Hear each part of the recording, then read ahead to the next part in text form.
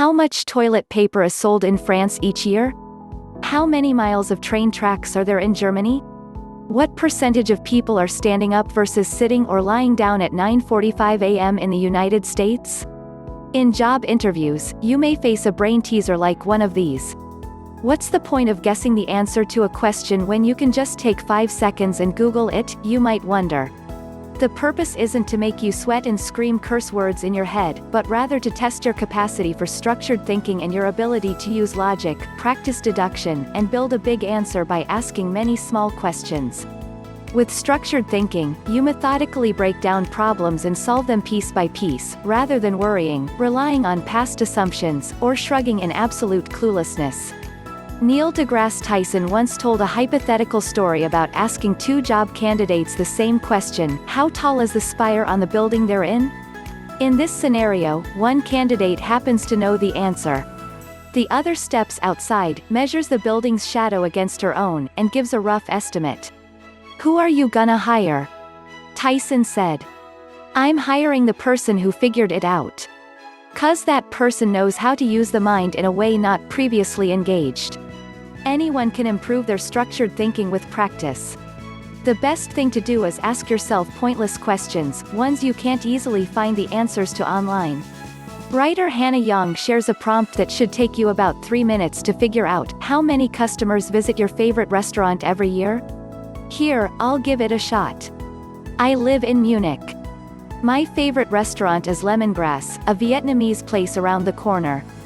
First, I'll start with what I know. I know 1.5 million people live in Munich. I'll assume 2/3 live in the city center. That's 1 million. Is this accurate? It doesn't matter. What matters is that making an assumption allows me to further break down the problem. Then I can iterate from there. There are about 10 neighborhoods in the city. That's 100,000 people per neighborhood, so that many live reasonably close to Lemongrass. If a person eats out every lunch and dinner, that's 14 meals out per week. Knowing myself and other young professionals, 10 times isn't a stretch. Older people and families with young kids don't do so as much, and others don't eat out at all. So a conservative average is 3 times a week. That's 300,000 meals eaten in restaurants in my neighborhood each week. There are about 100 restaurants in our area. If meals were spread equally, that'd be 3,000 meals per restaurant. Now, it's time for some vetting. Can Lemongrass serve 3,000 people per week? The restaurant is open 12 hours a day, 7 days a week. That's 84 hours. The place holds 25 people, and food is served quickly, within 5 minutes on average.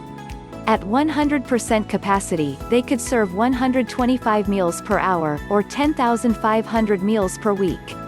Even if the place is full only 30% of the time, serving 3,000 customers per week is doable.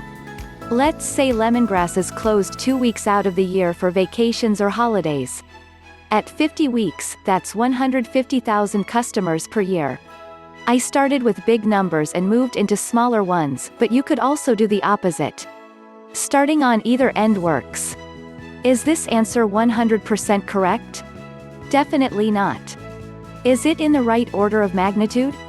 Probably. Based only on your limited experience, you can learn from extrapolations.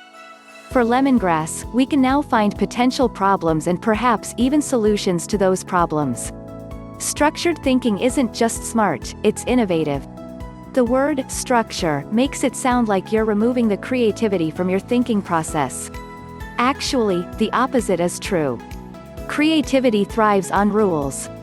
Within boundaries, your thoughts can roam freely and build on top of one another. With structured thinking, you can become an innovative problem solver, which you can benefit from throughout your life. After all, as Tyson put it, when you know how to think, it empowers you far beyond those who know only what to think.